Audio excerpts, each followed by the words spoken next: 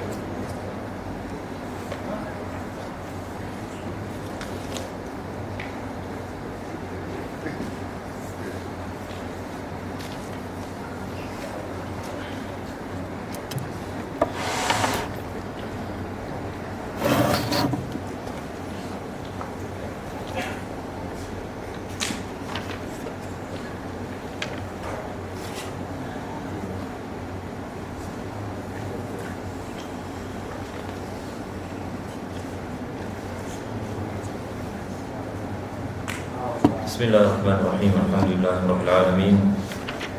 Wa bihi nasta'inu 'ala umuri dunya waddin. Wassalatu wassalamu 'ala asyrafil anbiya'i wal mursalin sayyidina Muhammadin wa 'ala alihi wa sahbihi ajma'in. Insyaallah kita akan mulakan majlis ini dengan baca beberapa rangkap daripada muka surat 205 yang mana Al-Imam Ahmad bin Zain Al-Habsyi beliau mengatakan, Imam Ahmad bin Zain Al-Habsyi beliau merupakan salah seorang daripada murid Al-Imam Abdullah bin Alwi Al-Haddad, merupakan daripada anak muridnya yang unggul, yang faqih, yang terkenal dengan ilmu fiqihnya, sehingga Imam Al-Haddad beliau mengatakan Ahmad bin Zain ini ibarat Imam Syafi'i yang kecil. Dan dia mengatakan, aku mengharap ini dia akan sampai kepada martabat Imam Syafi'i. Inilah Habib Ahmad bin Zaid. Beliau yang menulis kitab Risalatul Jami'ah, yang mungkin sebahagian daripada kita mempelajarinya.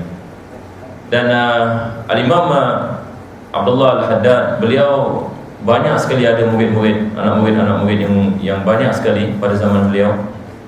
Salah seorang daripadanya dikenali sebagai Allamatul Dunia, ini Habib Abdurrahman Al-Faqih.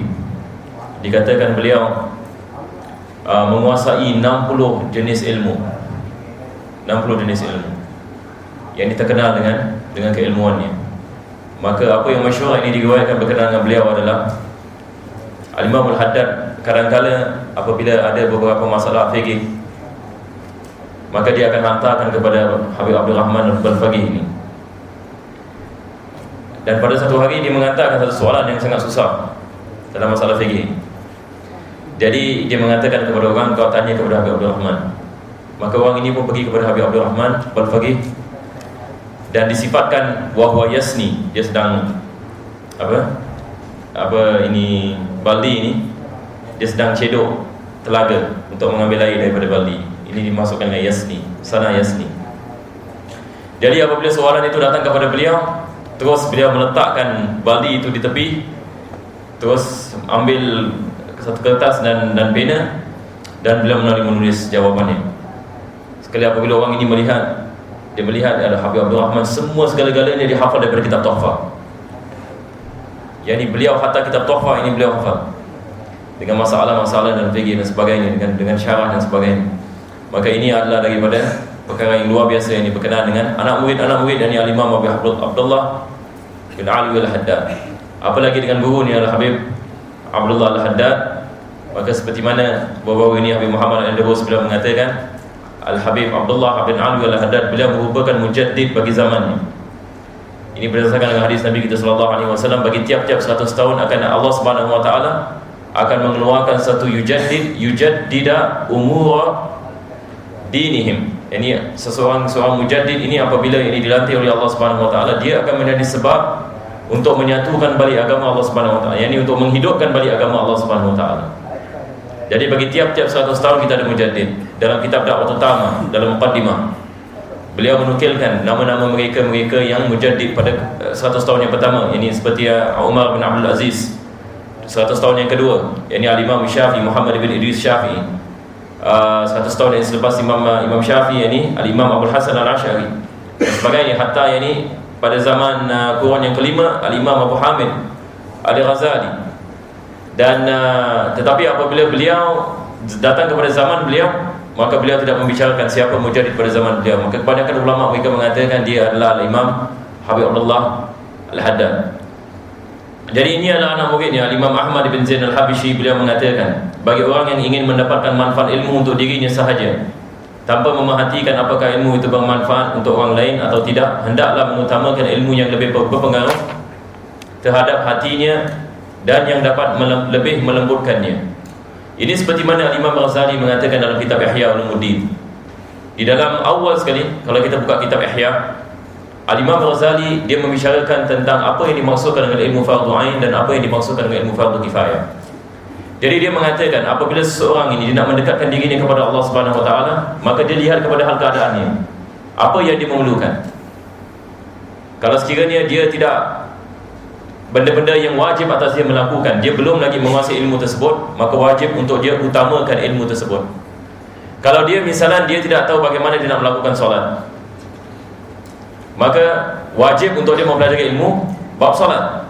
Kalau dia tidak tahu bagaimana dia nak melakukan wudu, maka wajib untuk dia mempelajari bab wudu. Maka ini menjadi wajib atasnya. Sebab amalan-amalan seperti ini adalah wajib untuk dia melaksanakan, dan dia tidak dapat melaksanakan kalau dia tidak apa? Dia tidak mengetahuinya. Maka wajib untuk dia mempelajarinya. Jadi dia kena lihat apa yang wajib baginya untuk dia mengamalkan ilmu yang tersebut adalah wajib baginya. Apa yang tidak wajib baginya untuk dia mengamalkan, maka dia ketepikan dahulu. Maka dia jangan memerhatikan ilmu-ilmu yang tidak wajib atas dia untuk dia mempelajari, dan dia mengabaikan ilmu yang wajib atasnya untuk dia mempelajari. Maka ini menunjukkan dia sendiri dia tidak faham apa yang manfaat bagi dirinya. Perkara yang kedua, Habib Ahmad bin Zain beliau mengatakan berkenaan dengan ilmu hati. Dan kita semua mengetahui ilmu hati ini, ilmu mensucikan hati, tazkiyatun nafs, ataupun kita menamakan ilmu tasawuf, ataupun kita namakan ihsan dan sebagainya. Ini adalah fardu ain. Ilmu ini adalah fardu ain. Maksudnya wajib bagi tiap-tiap orang Islam untuk mempelajari cara bagaimana dia dapat mensucikan hatinya daripada sifat-sifat yang terkeji. Sebab seseorang ini dia tidak boleh mendekatkan dirinya kepada Allah Subhanahu wa taala kalau dia tidak mensucikan hatinya dan akhlaknya. Jadi apabila kita mengatakan tazkiyatun nafs ini adalah wajib, mensucikan hati adalah wajib, maka mempelajari cara untuk mensucikan hati juga adalah wajib. Sebab satu perkara yang wajib itu, kalau dia tidak dapat disempurnakan kecuali dengan melakukan perkara yang lain, maka perkara yang lain itu juga adalah perkara yang wajib. Ma la yatimul wajibu illa bihi fa huwa wajibun. Kaidah. Tiap-tiap perkara yang wajib untuk kita melaksanakan, tetapi kita tidak dapat melakukannya tanpa perkara yang lain, maka perkara yang lain pun menjadi wajib. Seperti mana kita mengatakan solat itu adalah wajib, tetapi kita tidak boleh melakukan solat kecuali kita mengambil wudu, maka wudu juga adalah wajib. Sebab solat adalah wajib, dan kita tidak boleh melakukan solat tanpanya, maka dia menjadi wajib. Begitu amalan-amalan pun begitu juga. Solat adalah wajib, maka wajib untuk kita mempelajarinya, untuk kita mengenal bagaimana kita nak melaksanakan solat, apa yang wajib, apa yang sunnah, apa yang makruh. Begitu juga dengan bab puasa, begitu juga dengan bab nikah. Satu orang ini dia nak nikah, wajib untuk dia mempelajari bab nikah. Tetapi berapa ramai di dalam masyarakat kita yang nak bernikah tetapi mereka jahil tentang hukum ahkam nikah. Kita mengatakan hukum ahkam nikah wajib bagi mereka-mereka yang nak nikah. Dia tidak wajib atas satu orang yang bujang, belum lagi kahwin. Tetapi kalau dia nak kahwin, wajib untuk dia mempelajari bab nikah. Kalau dia tidak mempelajari bab nikah, haram atasnya dan berdosa, sebab dia jahil tentang hukum Allah Subhanahu wa taala. Ini adalah daripada perkara yang masalah yang besar dalam masyarakat kita. Kita tidak mementingkan ini bab nikah. Kita ada kursus rumah tangga. Subhanallah, apa yang kita belajar di kursus rumah tangga? Adakah khusus rumah tangga ini mengajarkan kepada kita tentang hukum akad nikah? Apa itu hukum nikah? Apa itu syarat-syarat nikah? Apa yang dimaksudkan dengan talak dan sebagainya? Apa yang dimaksudkan dengan nafkah dan sebagainya? Tidak ada. Jadi di mana pergi ilmu ini? Bila kita nak berkahwin ini, di mana ini kita nak mempelajarinya? Maka itu sebab kita lihat, oleh sebab banyak kejahilan, maka musibah ini yang akan berlaku. Jadi ini adalah daripada perkara yang Imam Ghazali mengatakan dalam kitab Ihya Ulumuddin, ini dipanggil ilmul hal. Ilmul hal, yakni ilmu yang balik kepada situasi seorang muslim. Satu orang kalau dia miskin, tak wajib untuk dia belajar bab zakat. Sebab dia mempelajari bab zakat ini, dia pun tak boleh mengeluarkan zakat. Satu orang ini kalau dia tidak ada kemampuan untuk dia pergi haji, tidak wajib untuk dia mempelajari bab haji. Jadi hal dia, situasinya tidak sama dengan orang lain yang nak pergi haji ataupun ada kemampuan untuk pergi haji. Baru kita mengatakan wajib untuk dia mempelajari bab ini. Satu orang nak buka bisnes, wajib dia mempelajari bab kitabul bai'. Wajib untuk dia mengenali apa itu riba dan apa bukan riba. Tetapi berapa ramai peniaga-peniaga yang tidak memahami kitabul bai', rukun jual beli misalnya. Sedangkan dia tiap-tiap hari melaksanakan jual beli. Maka kita mengatakan ilmu seperti ini ilmul hal. Ini baginya wajib baginya, tetapi tidak wajib bagi saya. Sebab saya tidak berniaga misalnya. Kalau saya tidak berniaga, tidak wajib untuk saya mempelajari bab berniaga. Tetapi kalau dia berniaga, wajib untuk dia mempelajari bab berniaga. Dan sebagainya. Ini yang dimaksudkan. Jadi dia mengatakan, Imam Ahmad bin Zain dia mengatakan ilmu yang dapat melembutkannya. Ini yang dimaksudkan ilmu tazkiyatun nafs. Wajib untuk tiap-tiap orang untuk mempelajari ilmu ini. Sebab Nabi kita sallallahu alaihi wasallam apabila ditanyakan tentang ihsan, dia mengatakan al-ihsan an ta'budallaha ka'annaka tarah. Ihsan ini seolah-olah kamu sembah Allah Subhanahu wa taala, seolah-olah kamu melihat kepadanya. Kamu sembah Allah Subhanahu wa taala seolah-olah kamu lihat kepadanya. Bagaimana kita nak sampai kepada maqam ihsan? Ihsan ini dia adalah daripada rukun agama kita. Kewajibannya ini kita. Seperti mana Nabi kita sallallahu alaihi wasallam mengatakan, maka ini semua adalah melalui ilmu tasawuf ataupun ilmu tazkiyatun nafs dan sebagainya. Dan hendaklah mengikatnya dengan menulis, mengulang-ulang dan semacamnya.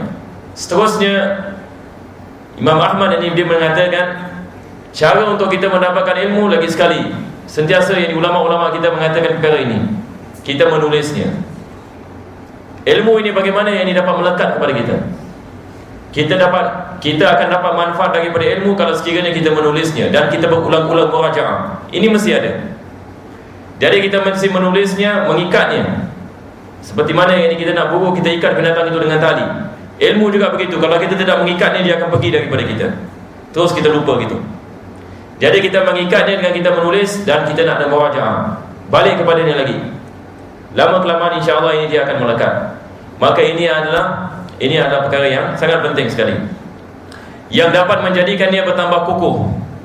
Kerana hal itu lebih bermanfaat bagi dirinya dibanding banyak ilmu yang tidak membuatnya mendapat pengaruh kelembutan dan kekhusyukan. Kita telah membicarakan berkenaan dengan bezanya ilmu dan informasi.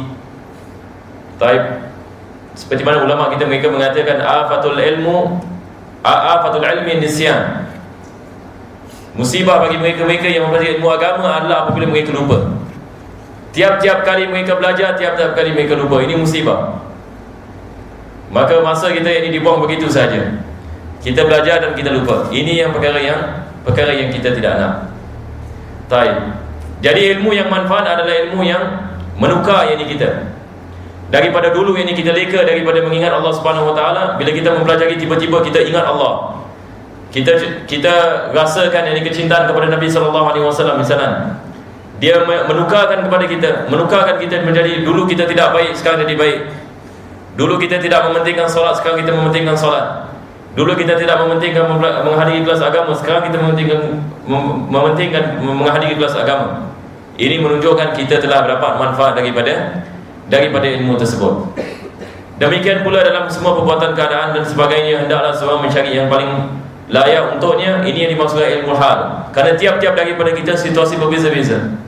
Jadi kita kena lihat situasi kita dan apa yang kita perlukan daripada ilmu ini. Meskipun tidak layak dan tidak sesuai bagi orang lain, ini bagi seorang yang ingin mendapatkan manfaat untuk dirinya sahaja. Jadi apabila kita muhasabah kita punya diri, maka kita dapat faham apa yang kita memerlukan, apa yang perkara yang susah untuk kita mendapat, ataupun perkara-perkara yang akan memberikan kita manfaat. Allahu a'lam.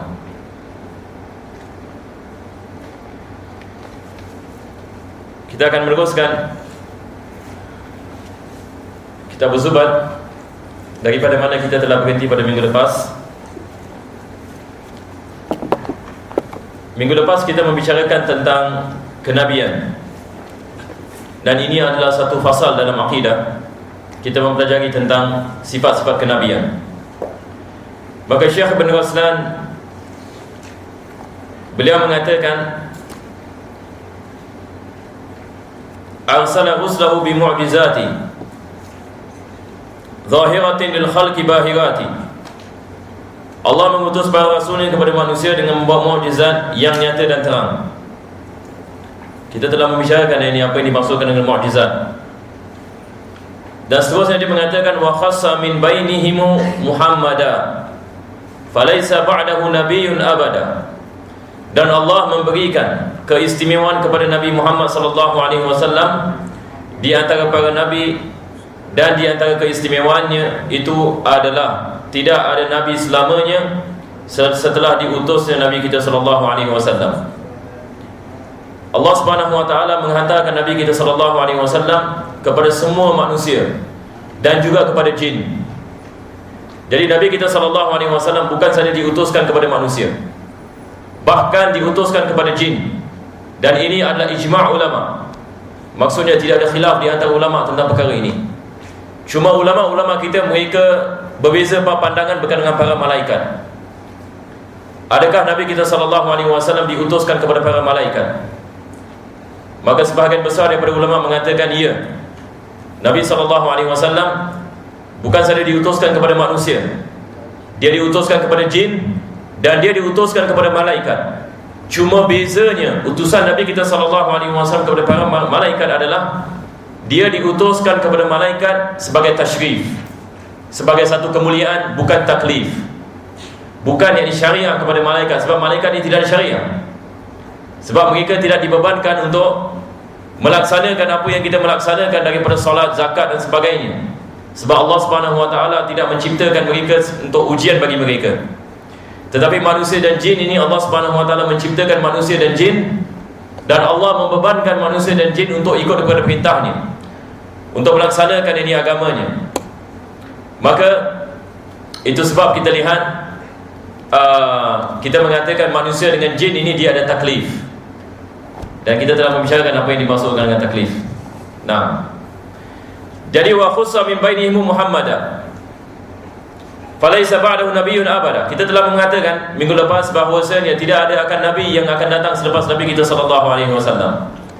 Barang siapa yang mengatakan ada nabi selepas Nabi sallallahu alaihi wasallam, maka dia telah bercanggah dengan ayat Al-Quranul Karim yang sangat terang, yang mana Allah menyifatkan Nabi kita sallallahu alaihi wasallam sebagai khataman nabiyyin, penutup segala nabi. Maka seseorang itu boleh terkeluar daripada agama Islam kalau dia diiktikad seperti ini.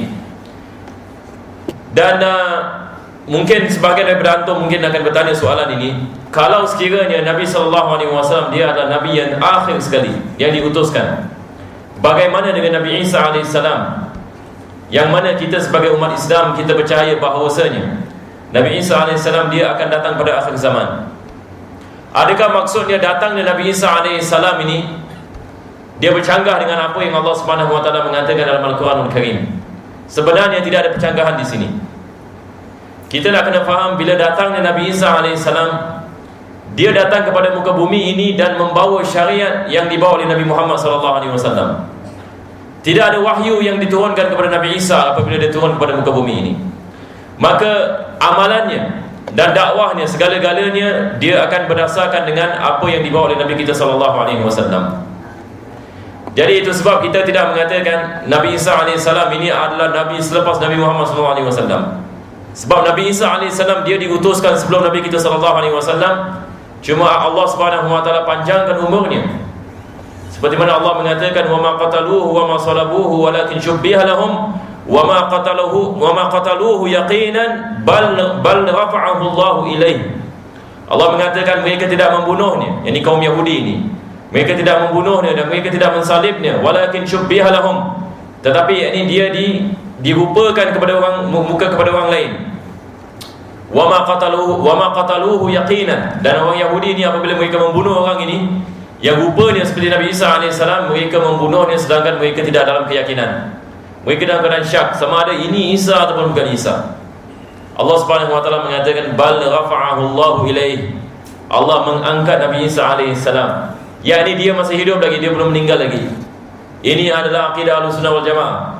Nabi Isa AS dia belum lagi meninggal.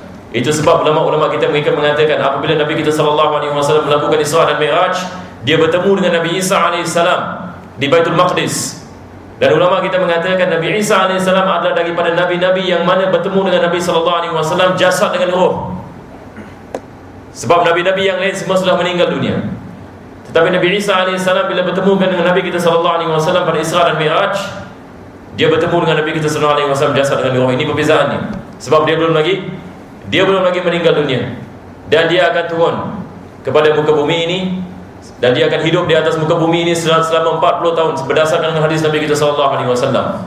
Dan dia akan menjadi hakim, dia akan menjadi hakim, ini satu orang yang akan menghidupkan agama Allah Subhanahu wa taala di atas muka bumi ini. Jadi ini adalah perkara yang kita nak kena faham. Baik.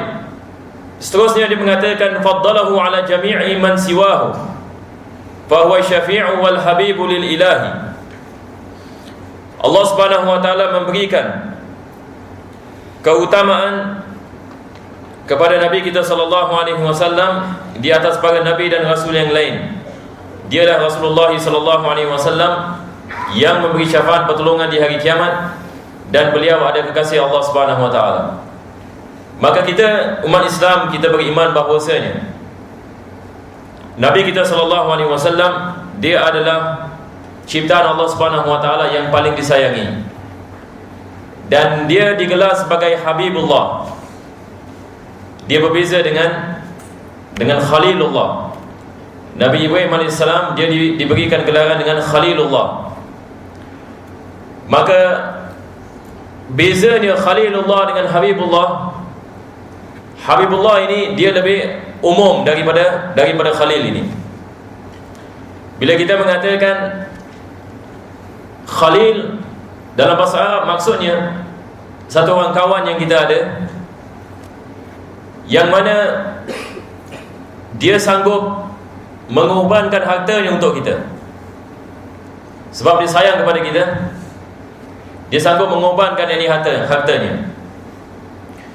Tetapi bila kita mengatakan Habib, satu orang ini yang dicintai, bukan saja dia sanggup mengorbankan hartanya, tetapi dia mengorbankan hartanya dan kecintaannya kepada orang yang dia memberinya capai kepada semua yang di badannya.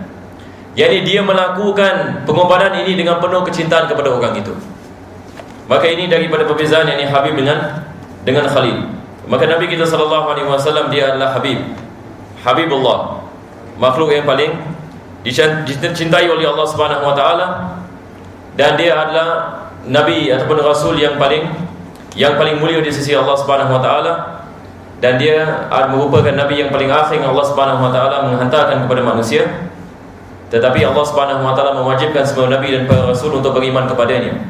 Seperti mana yang ini dikatakan oleh Imam Subuki, beliau mengatakan semua para anbiya dan para rasul adalah umat Nabi Muhammad sallallahu alaihi wasallam.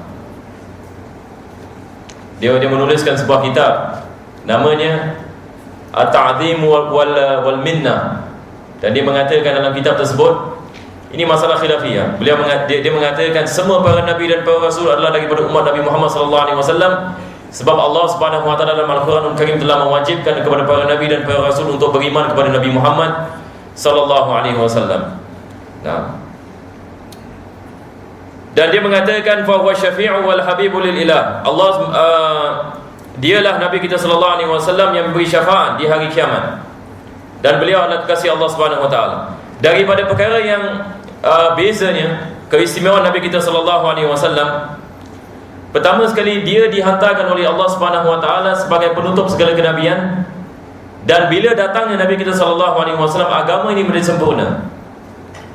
Agama Islam ini menjadi sempurna dengan datangnya Nabi kita SAW. Itu sebab bila Allah Subhanahu wa taala menurunkan ayat dalam Al-Quranul Karim, "Al-yawma akmaltu lakum dinakum." Hari ini aku telah menyempurnakan agama bagi kamu. "Wa atmamtu 'alaikum ni'mati." Dan aku telah menyempurnakan nikmat aku atas kamu. "Wa raditu lakumul Islam madina." Dan aku telah meredai Islam sebagai agama kamu. Maka ulama kita mereka mengatakan datangnya Nabi kita SAW, agamanya ini menjadi sempurna.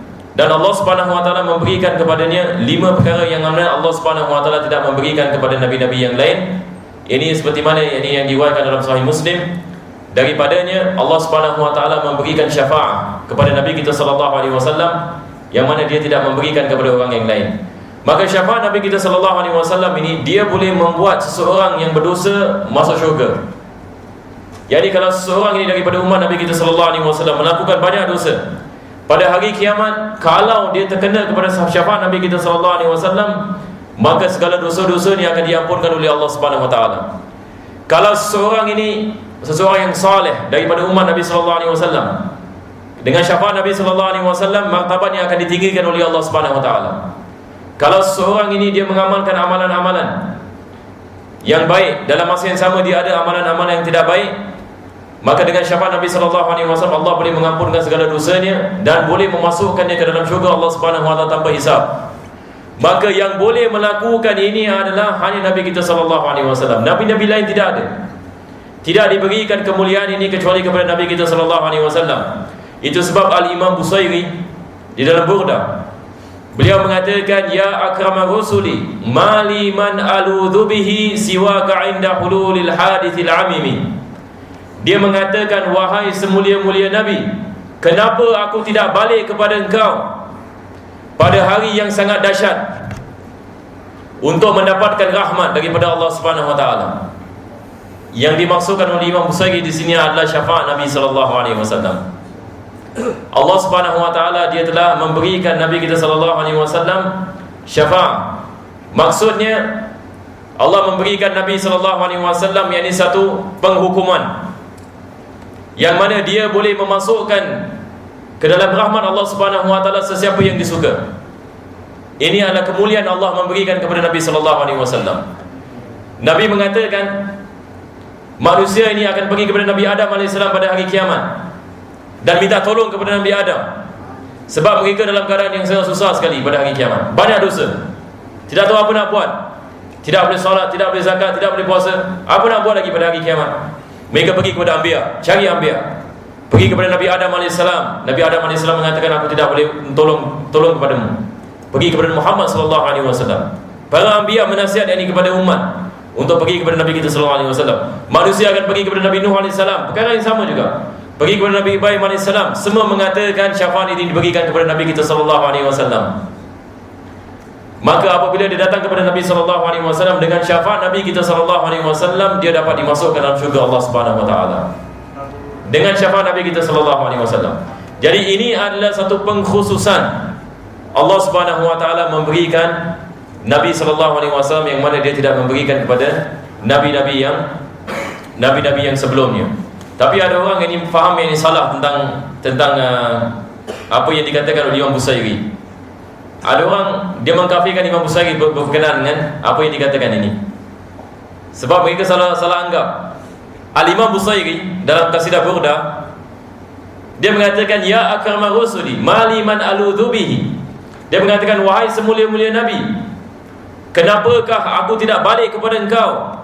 Jadi dia mengatakan, bagaimana Imam Busairi boleh mengatakan ini, sedangkan Allah Subhanahu wa taala yang wajib untuk kita balik kepadanya dalam segala kesusahan. Kenapa Imam Busairi mengatakan kita balik kepada Nabi SAW? Dia mengkafirkan Imam Busairi sebab Imam Busairi telah melakukan syirik. Tetapi subhanallah, apa yang dimaksudkan Imam Busairi adalah syafaat. Nabi kita SAW mengatakan dalam hadis yang sahih, Allah Subhanahu wa taala telah memberikan kepada aku syafaat, yakni sebagai satu kemuliaan, dan aku boleh memilih sesiapa-sesiapa yang akan diberikan syafaat kepada beliau. Jadi Imam Busairi mengatakan pada hari kiamat, "Kenapa yakni aku tidak pergi kepadamu ya akramar rusuli? Kenapa aku tidak balik kepadamu ya Rasulullah? Sedangkan kaulah yang diberikan syafaat oleh Allah Subhanahu wa taala." Jadi ini adalah perkara yang diajarkan dalam agama kita. Taib. Jadi ini adalah sikit sebanyak berkenaan dengan syafaat. Dan seterusnya Al-Imam Ibn Raslan mengatakan wa ba'dahu fal afdalu as-siddiqu wal afdalu tali lahu al-faruq Uthman ba'dahu kada Aliyu fasittatul baquna fal badriyu. Di sini Al-Imam Ibn Raslan dia membicarakan tentang siapa yang paling afdal daripada umat Nabi kita sallallahu alaihi wasallam. Sebelum kita membicarakan tentang perkara ini, kita nak kena faham pertama sekali, makhluk yang paling mulia di sisi Allah Subhanahu wa taala Nabi kita sallallahu alaihi wasallam. Kemudian para anbiya dan para rasul. Anbiya dan para rasul mereka adalah makhluk Allah Subhanahu wa taala yang paling mulia sekali. Lebih mulia daripada para malaikat. Selepas Nabi dan selepas Rasul, barulah para malaikat adalah makhluk Allah Subhanahu wa taala yang mulia. Ini hanya malaikat-malaikat yang khusus seperti Jibril, Mikail, Israfil. Yang khusus para malaikat ini, mereka pada tangga yang kedua. Tangga yang ketiga adalah manusia-manusia yang dekat kepada Allah Subhanahu wa taala daripada kaum salihun. Seperti Sayyidina Abu Bakar radhiyallahu anhu, Sayyidina Umar radhiyallahu anhu, dan juga yakni manusia-manusia daripada nabi-nabi yang terdahulu, daripada umat-umat yang terdahulu. Mereka dekat kepada Allah Subhanahu wa taala, maka mereka mulia di sisi Allah Subhanahu wa taala. Ini tangga yang ketiga. Dan tangga yang keempat adalah malaikat-malaikat yang umum. Malaikat-malaikat yang umum ini, beliau datang kepada tangga yang keempat. Dan tangga yang kelima adalah manusia-manusia yang umum. Ini adalah martabat mereka. Jadi yang paling mulia adalah para nabi dan para rasul. Sekarang Syekh Ibn Raslan dia mengatakan daripada umat Nabi kita sallallahu alaihi wasallam yang paling mulia adalah Sayyidina Abu Bakar radhiyallahu anhu. Kita tidak membicarakan tentang Nabi Isa alaihissalam. Sebab sebahagian ulama mereka mengatakan Nabi Isa alaihissalam dia adalah daripada umat Nabi Muhammad sallallahu alaihi wasallam. Tetapi ini tempat khilaf ini di sini. Jadi tidak termasuk ini Nabi Isa alaihissalam bila kita membicarakan umat Nabi Muhammad sallallahu alaihi wasallam. Sebab kalau kita mengatakan Nabi Isa alaihissalam adalah daripada umat Nabi sallallahu alaihi wasallam, maka tentu sekali dia lebih afdal daripada Abu Bakar radhiyallahu anhu. Sebab tidak ada manusia walau macam mana sampai kepada ketakwaan kepada Allah Subhanahu wa taala, dia boleh sampai kepada martabat Nabi. Ini mustahil. Tidak ada manusia boleh sampai kepada martabat ini. Jadi kita tidak membicarakan tentang para anbiya dan para rasul. Kalau kita membicarakan hanya umat Nabi sallallahu alaihi wasallam, siapa yang paling afdal sekali? Siapa yang paling afdal selepas Nabi Muhammad sallallahu alaihi wasallam? Ini dalam umat beliau. Maka kita Ahlussunnah wal Jamaah, ulama-ulama kita mereka bersepakat yang paling afdal adalah Sayyidina Abu Bakar radhiyallahu anhu. Ini number one at the list. Dan beliau dikenali sebagai As-Siddiq. Sebab beliau dikenali sebagai As-Siddiq ada dua sebab. Sebab yang pertama adalah beliau masuk Islam tanpa syak dengan Nabi sallallahu alaihi wasallam. Yani kali pertama Nabi sallallahu alaihi wasallam mengajak dia untuk masuk Islam, terus dia mengucap syahadah. Yani dia membenarkan Nabi sallallahu alaihi wasallam tanpa soal. Tanpa mengatakan apa agama ni, siapa tu Allah dan sebagainya. Terus yakni beriman kepada Nabi sallallahu alaihi wasallam. Dan sebab yang kedua adalah berkenaan dengan peristiwa Isra dan Mi'raj. Bila Nabi SAW balik daripada Mi'raj, maka dia berjumpa dengan Abu Jahal. Dia mengatakan kepada Abu Jahal, aku dalam satu malam aku dapat berjalan daripada Masjid Haram kepada Masjid Aqsa dalam satu malam. Selepas itu aku naik bertemu dengan Allah Subhanahu wa taala di Sidratul Muntaha. Maka Abu Jahal ini senyum kepada Nabi SAW. Dia mengatakan, ya Muhammad, hendakkah aku memberitahukan kepada semua penduduk Makkah tentang perkara ini? Aku akan kumpulkan semua kabilah dan aku nak engkau make announcement depan Kaabah. Maka Nabi SAW mengatakan, baiklah. Maka dia melakukannya. Bila Nabi SAW mengatakan kepada kaum Arab Quraisy apa yang berlaku kepada dalam peristiwa Isra dan Mi'raj, banyak orang, hatta orang Islam ini, mereka dalam keadaan yang syak. Mereka mengatakan apa sudah jadi. Mereka dalam keadaan yang ini goncang sikit ini iman mereka. Tetapi bukan Abu Bakar radhiyallahu anhu. Abu Jahal ini dia melihat Abu Bakar ini tidak wujud, tidak ada dalam majlis itu. Dia pergi kepada Abu Bakar dan dia mengatakan, ya Abu Bakar, tidakkah kau tahu apa sahabat kau telah mengatakan? Dia mengatakan dia keluar daripada daripada Makkah pergi kepada Baitul Maqdis dalam satu malam. Belum lagi dia habis cakap apa dia cakap, Abu Bakar mengatakan, wallahi, kalau engkau mengatakan kepada aku Muhammad naik ke langit dan turun balik, maka aku akan beriman kepadanya. Jadi Abu Jahal pun dia heran dilihat kepada Abu Bakar. Dia belum lagi memberitahukan kepada Abu Bakar Nabi SAW naik Mi'raj. Abu Bakar ini mengatakan kepadanya, aku telah beriman dengan apa yang dia membicarakan daripada Allah Subhanahu Wa Taala. Apakah aku tidak beriman kepadanya dengan apa yang dia melakukan ini? Kalau dia naik kepada langit dan bertemu Allah dan turun balik, aku akan beriman kepadanya. Selepas itu dia dikenali sebagai As-Siddiq. Abu Bakar As-Siddiq ini dia membenarkan Nabi SAW dalam satu situasi yang manusia susah untuk membenarkan Nabi SAW. Maka dia adalah khalifah yang pertama. Nabi SAW dia mengatakan kalau iman manusia semua ditimbang dengan iman Abu Bakar radhiyallahu anhu, iman Abu Bakar ini lebih berat daripada iman yang semua manusia daripada umat Nabi Muhammad SAW. Ini adalah perkara yang sangat luar biasa. Dan juga Nabi kita SAW memilih Abu Bakar ini sebagai teman dalam hijrah. Beliau, Allah Subhanahu Wa Taala menurunkan ayat dalam Al-Quran Karim berkenaan Abu Bakar, mengatakan wasaniyal itsnain idh huma fil ghari idh qala li. Allah Subhanahu Wa Taala mengatakan orang yang kedua di dalam gua bersama Nabi SAW. Ini adalah Abu Bakar radhiyallahu anhu, sampai satu kemuliaan Allah Subhanahu Wa Taala memberikan kepadanya. Dan Nabi SAW telah mengisyaratkan bahawa beliau akan menjadi khalifah yang pertama selepas wafatnya Nabi kita SAW.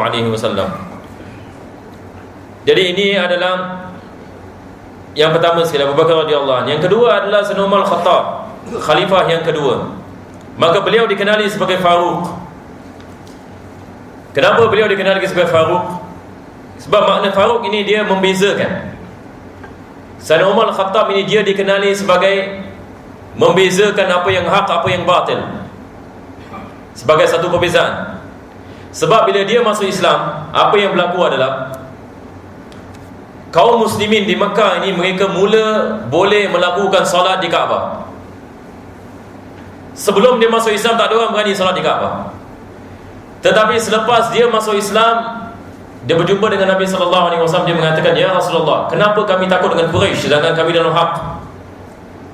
Maka dia mengatakan, kita nak wajib untuk kita menzahirkan agama Islam ini. Maka dia bersamanya beberapa kaum muslimin datang kepada Kaabah dan mereka melakukan solat. Jadi beliau dikenali sebagai Faruq. Ini dengan beliau ini kaum musyrikin ini dapat bezakan Islam dengan kufur. Sebab beliau adalah daripada golongan sahabat yang menzahirkan hak daripada yang batil. Dan juga beliau dikenali sebagai seseorang yang tegas berkenaan dengan perkara yang hak.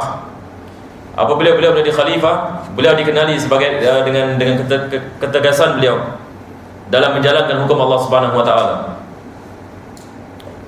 Dan yang ketiga adalah dia mengatakan wal afdalu tali lahul Faruq Uthman ba'dahu kadza Ali. Yang ketiga adalah Sayyidina Uthman bin Affan, maka beliau dikenali sebagai Dzun-Nurain. Sebab Nabi kita SAW mengkahwinkan beliau dengan kedua-dua anak perempuannya. Jadi selepas isterinya yang pertama meninggal dunia, maka Nabi SAW mengkahwinkannya kepada isteri yang kedua. Kedua-duanya daripada anak Nabi SAW. Maka beliau dikenali sebagai Dzun-Nurain. Dan banyak manaqib berkenaan dengan Sayyidina Uthman bin Affan. Beliau adalah daripada sahabat Nabi SAW yang mengkhatamkan Al-Quran 30 juzuk dalam 2 rakaat dalam salat tahajud. Ini adalah daripada perkara yang luar biasa. Tidak ramai daripada umat Nabi kita SAW yang melakukan ini. Tetapi dikatakan Allahu a'lam Imam Abu Hanifah melakukan. Al-Imam Abu Hanifah dan juga beberapa sahabat radhiyallahu anhu dan tabi'in, mereka dapat mengkhatamkan 30 juzuk dalam satu malam. Beliau terkenal dengan amalan ini. Dan beliau kisah ini berkenaan dengan kematian beliau. Beliau mimpi Nabi SAW pada hari yang sebelum hari beliau dibunuh. Maka Nabi SAW mengatakan kepada Sayyidina Uthman, ya Uthman, aku nak menjemput engkau untuk berbuka bersamaku. Karena dia mengatakan Sayyidina Uthman, besok engkau akan dibunuh. Ini dalam mimpinya. Jadi Sayyidina Uthman bin Affan, subhanallah, ini daripada karamah beliau. Beliau sudah mengetahui yang beliau akan dibunuh pada keesokan harinya. Maka beliau berada pada dalam rumah beliau, dan pada ketika itu Abu Hurairah menjaga beliau. Jadi dia berdekat. Sebab kaum munafik dan kaum Yahudi, mereka telah melakukan satu perancangan untuk membunuh ini Sayyidina Uthman bin Affan. Maka bila musuh ini dapat panjat di rumah beliau, jadi Abu Hurairah mengatakan kepada Sayyidina Uthman, ini musuh sudah masuk dalam rumah kau ya Uthman. Sayyidina Uthman mengatakan kepada Abu Hurairah, ya Abu Hurairah, engkau jangan melakukan apa-apa, tinggalkan aku begitu saja, sebab aku nak berbuka dengan Nabi SAW. Maka subhanallah, Abu Hurairah dia meninggalkan Sayyidina Uthman bin Affan. Maka datang orang yang nak membunuhnya, maka dia membunuh Sayyidina Uthman bin Affan. Beliau dikenali sebagai orang yang mengumpulkan Al-Quran Al-Karim, dan juga beliau dikenali sebagai seorang yang penuh keimanan kepada Nabi SAW dan akhlak yang lembut dan sebagainya. Jadi beliau ini adalah yang ketiga. Yang keempat adalah Sayyidina Ali bin Abi Talib karamallahu wajhah. Beliau diberikan gelaran karamallahu wajhah sebab ibunya, apabila beliau dalam kandungan ibunya tidak mampu untuk sujud kepada berhala. Tiap kali dia nak sujud kepada berhala, maka dia tidak dapat kemampuan. Itu sebab ulama kita, mereka yang datang selepas para sahabat radhiyallahu anhum, mereka memberikan Sayyidina Ali bin Abi Talib gelaran karamallahu wajhah. Maksudnya Allah Subhanahu wa taala memuliakan mukanya. Yani dia tidak pernah sujud kepada berhala, dan ibunya tidak pernah sujud kepada berhala selagi dia dalam kandungan. Ini adalah daripada perkara yang khusus bagi Sayyidina Ali bin Abi Talib. Dan beliau terkenal dengan mempunyai menguasai banyak ilmu agama. Nabi SAW mengatakan, ana madinatul ilmu aliyun babuha, aku adalah kota ilmu dan Ali adalah pintunya. Beliau dikenali sebagai seorang yang berilmu, dan hatta Sayyidina Umar Al-Khattab dan khalifah-khalifah yang sebelumnya akan menanyanya tentang masalah-masalah ilmu fikih dan ijtihad dan sebagainya. Beliau dikenali sebagai fuqaha sahabat yang ketujuh radhiyallahu anhum ajma'in. Baik. Berkenaan dengan tertib ini, pertama sekali kita ada Sayyidina Abu Bakar, kedua kita ada Sayyidina Umar Al-Khattab, ketiga Sayyidina Uthman bin Affan, dan keempat Sayyidina Ali bin Abi Talib. Sebenarnya ulama kita mereka selisih pendapat. Adakah tertib ini betul-betul tertib yang wajib, ataupun tertib yang mungkin ada perbezaan? Kerana ada sebagian ulama mereka mengatakan Sayyidina Ali bin Abi Talib lebih afdal Abu Bakar. Ada ulama yang mengatakan ini, Sayyidina Ali lebih afdal daripada Abu Bakar. Ada yang mendahulukan Sayyidina Ali daripada Sayyidina Uthman.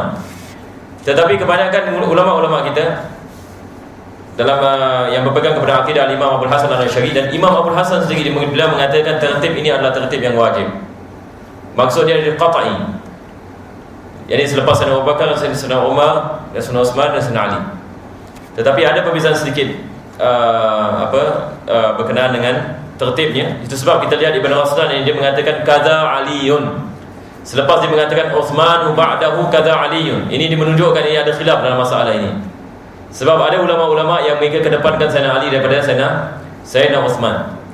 Dan selepas Khulafa Ar-Rasyidun, ini mereka dikenali sebagai Khulafa Ar-Rasyidun, yang mana Nabi SAW dia mengatakan alaikum bisunnati wa sunnati khulafa ar-rasyidin al-mahdiyyin min ba'di.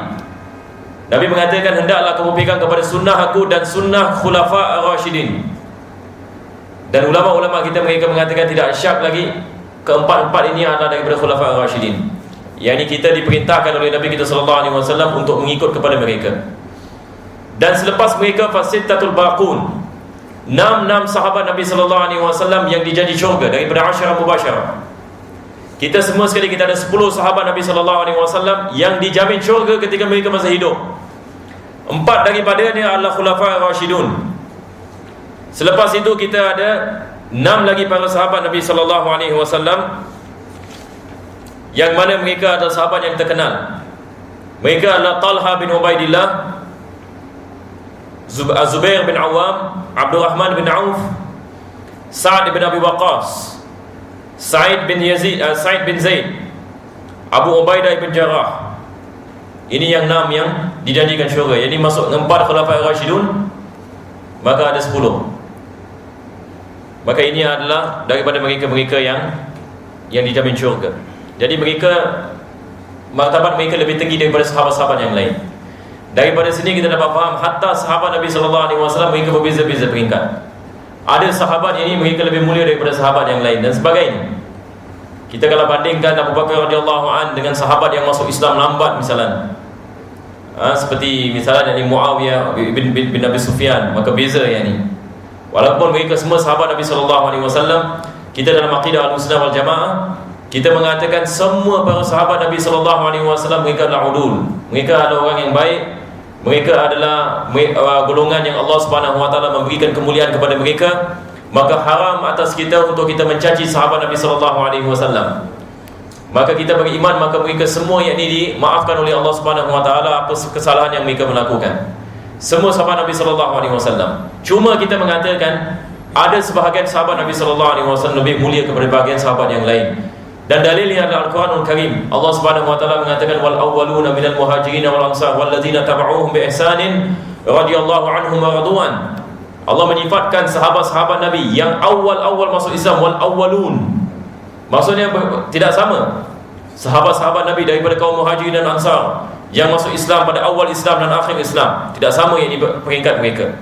Allah menegaskan dalam Al-Quran mereka-mereka yang bersama Nabi pada awal Islam, wal awwaluna minal muhajirin wal ansar walladzina tabauhum bi ihsan radhiyallahu anhum wa radwan. Mereka adalah golongan yang diridai oleh Allah Subhanahu wa taala, dan manusia-manusia yang ikut kepada mereka juga akan mendapatkan keridaan Allah Subhanahu wa taala. Ini adalah satu penghormatan bagi sahabat Nabi kita sallallahu alaihi wasallam.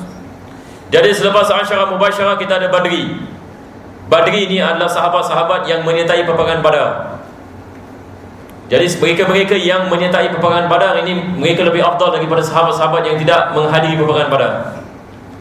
Dan jumlah mereka pada peperangan Badar ini dalam lingkungan 313 yang menghadiri ini peperangan Badar.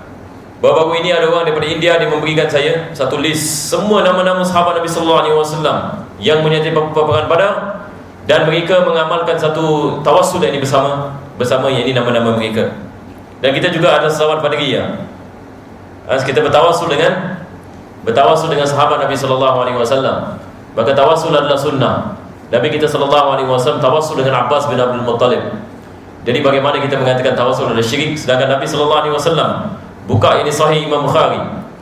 Apabila ini datang kemarau Nabi sallallahu alaihi wasallam bertawassul dengan Abbas bin Abdul Muttalib. Nah, hatta sahabat Nabi sallallahu alaihi wasallam lepas wafatnya Nabi kita sallallahu alaihi wasallam mereka bertawassul dengan Nabi. Mereka bertawassul dengan Abbas bin Abdul Muttalib dan sebagainya. Maka ini adalah daripada perkara yang dibolehkan. Apalagi yang kita mengatakan tawassul dengan para sahabat radhiyallahu anhum. Kalau kita mengatakan bertawassul dengan kaum salihin yang dibolehkan, apalagi bertawassul dengan para sahabat, apalagi bertawassul dengan para sahabat ini yang menghadiri peperangan Badar, yang mereka lebih afdal daripada sahabat-sahabat yang lain. Tetapi ada orang yang ini dia salah faham. Dia mengatakan tawassul ni boleh, tapi boleh hanya bagi mereka yang hidup saja. Perkataan ini adalah perkataan yang sangat bahaya sekali. Kalau ada orang yang dia mengatakan tawassul ini hanya boleh bagi seorang yang masih hidup, maka dia boleh terjebak dalam syirik kepada Allah Subhanahu wa taala. Sebabnya kenapa? Sebabnya bila dia mengatakan, misalnya ni orang mengatakan Nabi kita sallallahu alaihi wasallam ditawassul dengan Abbas bin Abdul Muttalib. Tawassul ni apa? Perantaraan. Kita berdoa kepada Allah Subhanahu wa taala tetapi kita menggunakan perantaraan dalam doa kita. Ini dimasukkan tawassul. Jadi bila kita mengatakan diriwayatkan dalam sahih Imam Bukhari Nabi sallallahu alaihi wasallam tawassul dengan Abbas. Tak ada orang yang boleh mengingkari ini dalam Bukhari, ini buka dalam kitab Bukhari. Tapi hujah mereka adalah mereka mengatakan Abbas masih hidup. Nabi SAW bertawassul dengan Abbas masih hidup. Jadi mereka mengatakan tawassul hanya dibolehkan bagi orang yang masih hidup. Kita mengatakan dalam akidah Ahlussunnah wal Jamaah, kita mengatakan tidak ada beza di sisi Allah Subhanahu wa taala orang yang masih hidup dan orang yang masih mati, yang sudah mati. Apa bezanya? Apa bezanya orang yang masih hidup dan orang yang sudah mati? Kita mengatakan orang yang masih hidup ini tidak mampu untuk melakukan apa-apa kecuali daripada Allah Subhanahu wa taala. Orang yang mati juga tidak boleh melakukan apa-apa kecuali daripada Allah Subhanahu wa taala. Tetapi kalau kita mengatakan orang yang masih hidup ini kita boleh tawassul, dan mati tak boleh tawassul, seolah-olah kita mengatakan apa? Kita mengatakan orang yang masih hidup ni ada kekuatan dalam dirinya yang dia mampu melakukan perkara apa yang dia melakukan. Tetapi bila dia mati, kekuasaan ini sudah tidak ada. Ini syirik ke bukan syirik? Adakah ini syirik ke bukan syirik? Kalau saya mengatakan saya ada kuasa, na'udzubillah, saya ni ada kuasa dalam diri saya, yang mana saya mampu memberikan manfaat dan mudarat, bukan daripada kuasa Allah Subhanahu Wa Taala. Adakah ini syirik?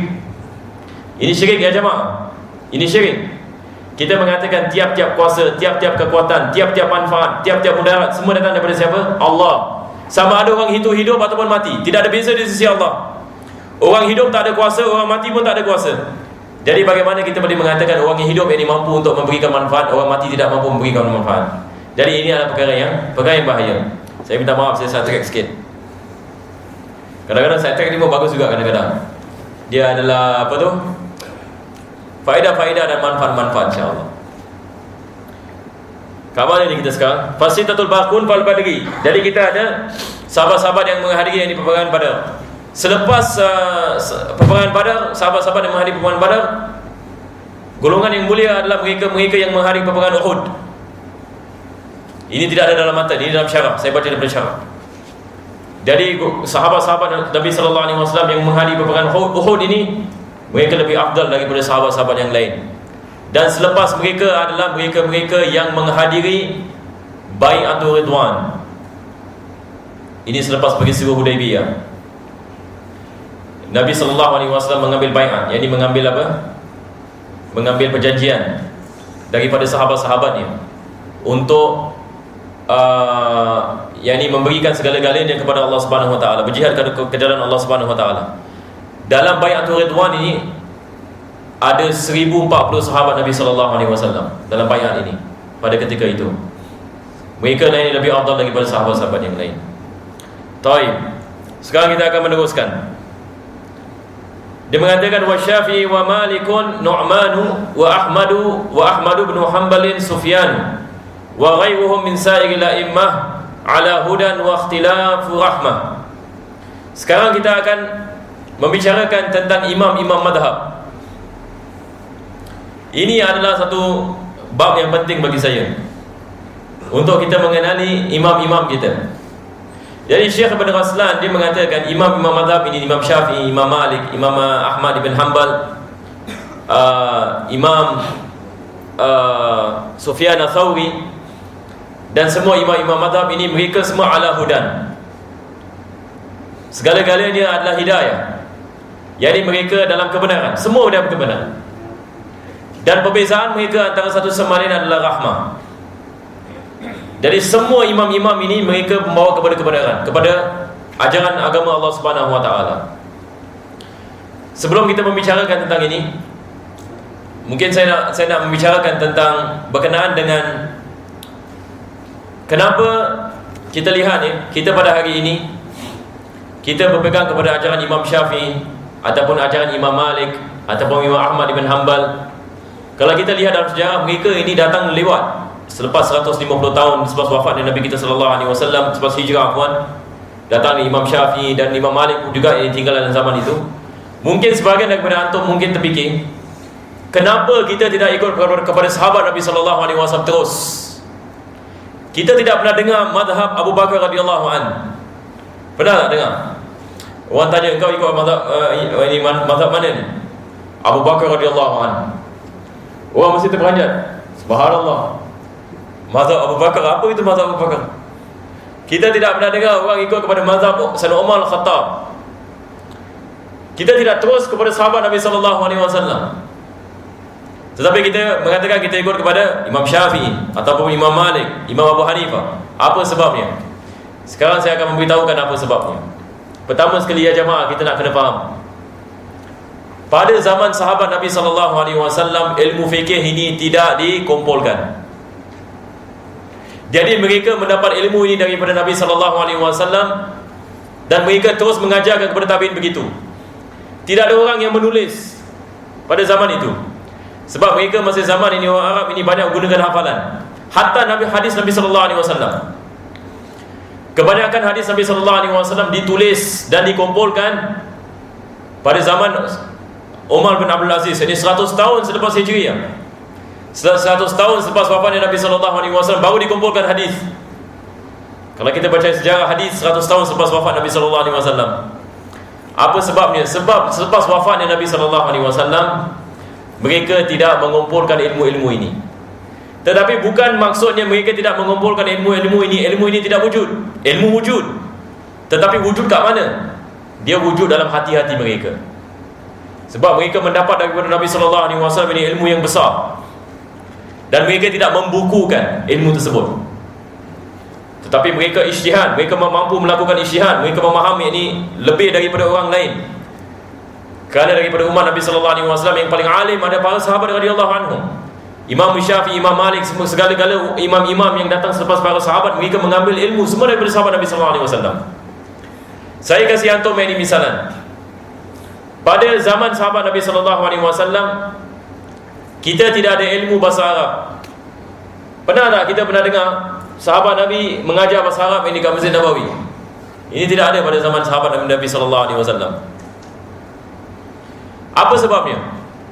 Sebabnya tidak diperlukan. Semua mereka ini faham bahasa Quran. Sebab Allah Subhanahu Wa Taala menurunkan Al-Quran ini dalam bahasa mereka. Jadi mereka tidak perlu untuk mempelajari bahasa Arab. Hatta Arab Badui ini, mereka bila membaca Al-Quran ini mereka faham daripada A sampai Z. Begitu yang di bahasa Arab mereka. Jadi mereka tidak perlu untuk membukukan nahwu ataupun mengumpulkan ilmu bahasa Arab dan sebagainya. Tetapi bila ni datang bahasa Arab ini? Bahasa Arab ini dia datang bila apa? Bila banyak orang masuk Islam daripada negeri Afrika, daripada Mesir, daripada negeri Iran dan sebagainya. Kaum-kaum yang bukan bahasa Arab, kaum-kaum yang bukan Arab ini datang kepada Makkah dan Madinah, dan mereka bercampur dengan orang Arab. Apabila mereka bercampur dengan orang Arab, bahasa Arab ini lama kelamaan menjadi lemah dan lemah dan lemah. Sampailah pada zaman Sayyidina Ali bin Abi Talib, dia mengatakan, aku takut kalau bahasa Arab ini akan terus jatuh dan tidak akan difahami dan hilang. Dan dia memerintahkan anak muridnya Abu Al-Aswad Ad-Duali untuk mengumpulkan bahasa Arab. Itu yang pertama sekali yang dilakukan oleh Sayyidina Ali bin Abi Talib. Jadi mereka tidak berhadap kepada bahasa Arab. Begitu juga kita lihat ilmu usul fiqh. Pada zaman sahabat Nabi SAW, mereka tidak mempelajari ilmu usul fiqh. Mereka tidak mempelajari satu ilmu yang dinamakan usul fiqh. Orang yang pertama yang membukukan usul fiqh adalah Imam Syafi'i. Tetapi adakah maksudnya mereka tidak memahami usul fiqh? Mereka ini sebenarnya mereka memahami usul fiqh ini lebih daripada segala imam-imam yang datang selepas mereka. Sehingga yang ini Imam Subuki ini dia mengatakan, kalau kita nak bandingkan Imam Ghazali dengan sahabat Nabi SAW seperti Abu Bakar radhiyallahu an dalam masalah usul fiqh, Abu Bakar radhiyallahu an lebih jauh daripada Imam Ghazali, yang ini lebih daripada 99% dalam ilmu usul fiqh. Cuma kita mengatakan pada zaman mereka tidak dibukukan usul fiqh. Mereka mendapatkan daripada ilmu ini daripada Nabi SAW, tetapi tidak dibukukan. Jadi bila dibukukan ilmu-ilmu ini semua? Ilmu-ilmu ini dibukukan selepas 100 Hijriah. Inilah zaman Imam Malik, zaman Imam Ahmad bin Hanbal, zaman Imam Abu Hanifah, zaman Imam Syafi'i. Ini adalah zaman tadwin. Kita kalau baca sejarah, ada satu zaman dipanggil zaman tadwin. Ini zaman mengumpulkan ilmu-ilmu ini. Itu sebab bila datangnya Imam Malik, Imam Syafi'i dan sebagainya, mereka mengumpulkan ilmu fiqh, dan mereka yang ini mengeluarkan ijtihad mereka, dan mereka mengumpulkan ilmu para sahabat Nabi SAW. Daripada apa yang mereka dapat daripada sahabat Nabi SAW, mereka menamakan ilmu itu usul fiqh. Jadi mereka mengumpulkan ilmu ini dan mereka menulis hujah-hujahnya dan sebagainya. Begitu juga dengan ilmu akidah. Pada zaman sahabat Nabi SAW, mereka tidak mempelajari ilmu akidah. Tidak ada ilmu yang dipanggil ilmu akidah pada zaman mereka. Sebab ilmu akidah ini belum dibukukan. Tetapi siapa yang membukukan? Al-Imam Abul Hasan Al-Asy'ari. Dia yang membukukan ini akidah Ahlussunnah wal Jamaah. Tetapi bukan maksudnya para sahabat Nabi SAW mereka tidak faham akidah. Mereka tidak membukukan, bukan maksudnya mereka tidak membukukan, mereka tidak faham, tapi bahkan ini mereka memahami. Cuma pada zaman mereka bukan yang ini menjadi adat untuk mereka membukukan ini ilmu-ilmu seperti itu. Jadi ini adalah daripada perkara yang kita nak kena faham. Itu sebab bila kita mengatakan kita ikut kepada mazhab Imam Syafi'i, bukan maksudnya kita mengikut kepada Imam Syafi'i yang bercanggah dengan para sahabat Nabi dan Nabi SAW.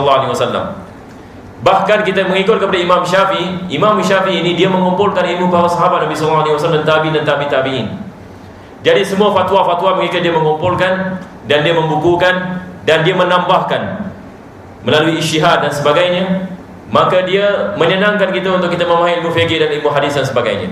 Jadi kita hari ini kita mendapatkan hasil mempelajari ilmu fikih ini daripada imam-imam kita yang mereka telah membukukan daripada mereka-mereka yang lebih awal daripada mereka. Jadi ini yang dimaksudkan dengan mengikut kepada mazhab, mengikut kepada ulama-ulama mazhab. Baik. Kita akan berhenti di sini. Kecuali ada siapa yang ada soalan? Ada satu soalan yang saya akan jawab dengan ringkas. Ini berkenaan dengan di mana Allah Subhanahu Wa Taala. Kita di dalam akidah Ahlussunnah wal Jamaah, kalau kita ditanya tentang soalan di mana Allah Subhanahu Wa Taala, seperti mana saya telah mengatakan sebelum ini, jawapan kita adalah Allah Subhanahu Wa Taala itu wujud tanpa tempat. Allah wujud tanpa tempat. Maka bahaya orang yang mengatakan Allah Subhanahu Wa Taala zat yang wujud ni di langit, dia sudah masuk dalam masalah tajsim. Ini adalah satu perkara yang bid'ah dalam akidah, bercanggah dengan Quran dengan Sunnah. Menempatkan Allah Subhanahu Wa Taala boleh membawa seorang ini kepada syirik, kepada kufur. Sebab tempat adalah ciptaan Allah Subhanahu Wa Taala, dia yang menciptakan tempat. Bagaimana kita mengatakan dia berhadap kepada tempat? Mustahil. Tempat ini siapa yang mencipta? Allah. Langit ini siapa yang menciptakan? Allah Subhanahu Wa Taala. Adakah masuk akal zat Allah Subhanahu Wa Taala dalam ciptaannya? Semua ulama-ulama ini menafikan ini tempat bagi Allah Subhanahu Wa Taala. Saya bila membicarakan ini di Masjid Ansar, saya pernah memberitahukan kepada antum. Ada satu orang datang kepada saya. Dia mati-mati mengatakan kepada saya, Allah ini bertempat dan tempatnya di langit. Maka saya mengatakan kepada dia soalan, saya mengatakan, kalau sekiranya zat Allah Subhanahu Wa Taala di langit, di mana Allah Subhanahu Wa Taala sebelum menciptakan langit? Dia tidak boleh menjawab. Jadi ini adalah akidah yang rosak. Dan orang yang membicarakan tentang ini adalah Ibn Taymiyah. Saya telah mengatakan benda ini. Dan semua ulama-ulama kita Ahlussunnah wal Jamaah, mereka menolak pandangan ini, sebab pandangan ini bercanggah dengan Quran dengan Sunnah. Tetapi hujah mereka adalah hadis Nabi sallallahu alaihi wasallam dalam Sahih Muslim. Apabila Nabi kita sallallahu alaihi wasallam dia menanyakan kepada satu orang hamba sahaya perempuan, dia mengatakan aina Allah, di mana Allah? Maka hamba perempuan ini mengatakan fis sama. Jadi ulama-ulama kita mereka menafsirkan hadis ini. Hadis ini kita tidak boleh terus ambil zahir makna, okey terus pakai yang di kepala otak kita terus okey Allah tempatnya di langit. Ini bahaya. Siapa ini kita? Jadi apa kita nak buat? Balik kepada syarah. Saya menasihatkan kepada orang yang berbual dengan saya tentang berhujat tentang masalah Allah di langit dan sebagainya. Saya mengatakan kita balik kepada ulama-ulama kita. Marilah kita balik kepada ulama-ulama Ahlussunnah wal Jamaah. Marilah kita balik kepada Imam Nawawi. Marilah kita balik kepada Izzuddin bin Abdus Salam. Marilah kita balik kepada Ibn Hajar al-Asqalani. Namakan saya satu orang daripada ulama-ulama Ahlussunnah yang mengatakan Allah ini bertempat. Kita tidak akan menemuinya ya jemaah. Hatta saya mengatakan kepada orang yang membicarakan tentang saya masalah ini, saya mengatakan kepadanya, namakan saya seseorang daripada ulama salaf yang mengatakan Allah ini bertempat dan tempatnya di langit. Namakan saya. Dia tidak boleh dapat menamakan. Adakah Imam Syafi'i yang mengatakan ini ataupun Imam Abu Hanifah? Mereka mengatakan mereka ikut kepada ulama-ulama salaf. Kita mengatakan baik, namakan kita satu orang yang daripada ulama salaf yang mengatakan ini. Boleh tak mereka membawa yang satu orang saja? Satu orang daripada ulama salaf yang mu'tabar, seperti Imam Syafi'i ataupun Imam Bukhari yang mengatakan Allah ini bertempat dan tempat di langit. Kita tidak akan mendapatinya. Jadi siapa yang mereka mengikuti? Mereka ikut kepada Ibn Taymiyah. Yang ulama-ulama kita semua yang menolak ini pandangan itu. Tapi bila berkenaan dengan hadis Nabi sallallahu alaihi wasallam dalam syarah Sahih Muslim, dalam Imam Muslim yang diriwayatkan oleh Imam Muslim, bila perempuan ini dia mengatakan fis sama, maka Imam Nawawi dia mensyarahkan hadis ini. Dan ulama-ulama kita mensyarahkan hadis ini. Maksud daripada fis sama, apa maksud sama? Maka kita balik kepada bahasa Arab. Sama ini dia asal daripada bahasa Arab, balik kepada perkataan sama yasmu sumuan. Sama yasmu sumuan samaan. Dia adalah masdar bagi perkataan sama. Dan maksud daripada sama adalah ketinggian martabat, maha tinggi. Itu sebab ini kita mengatakan yang dimaksudkan oleh fis sama adalah kita mengatakan ketinggian Allah Subhanahu wa taala dalam kekuasaannya, bukan tempat. Kita tidak mengatakan ini Allah ini tempat di langit, tapi kita mengatakan Allah ini maha tinggi. Jadi dia bukan makan tetapi dia makanah.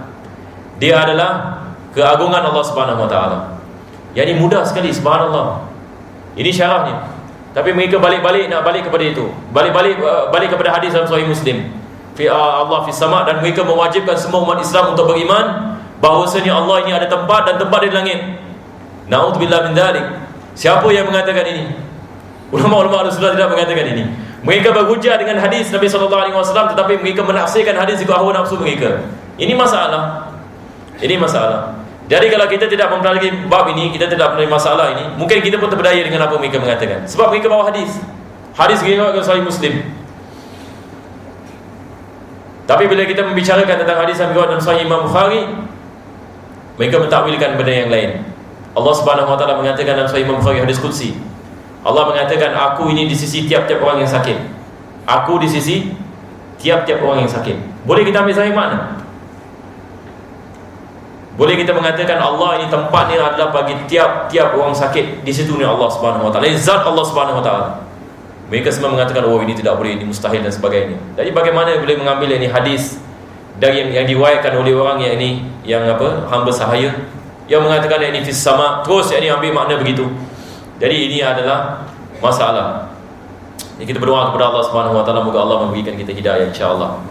ونفعنا بما علمتنا وبعلمنا الذي ينفعنا وبفقنا فقه أهلنا وكربات لنا في أهل كتب أنثى وذكر ربي وفقنا فيكم لما تقتضي قانون وفعلا كرما واسكن كل حلال دائما كاخر علما نقضى من خير ونفع كل شر ربنا اصلح لنا كل شؤون وقر ربي رضا منك العين واقطعنا ربنا كل دون قبل ان تاتينا مسلمون واغفر واسمع انت اكرم من ستر صلاه الله تغش المصطفى من حق دعانا والوفاء بكتاب في الناس العالم كرم شرفا وعلى صاحب المصاب هو الله مهدنا بهداك وجعلنا ممن يساوي في رضاك ولا تولنا وليا سواك ولا تجعلنا من خالف امرك وعصاه وحسبنا الله نعم الوكيل من حول ولا قوه الا بالله العلي العظيم صلى الله على سيدنا محمد وعلى اله وصحبه وسلم الحمد لله رب العالمين والى حضره النبي محمد صلى الله عليه وسلم.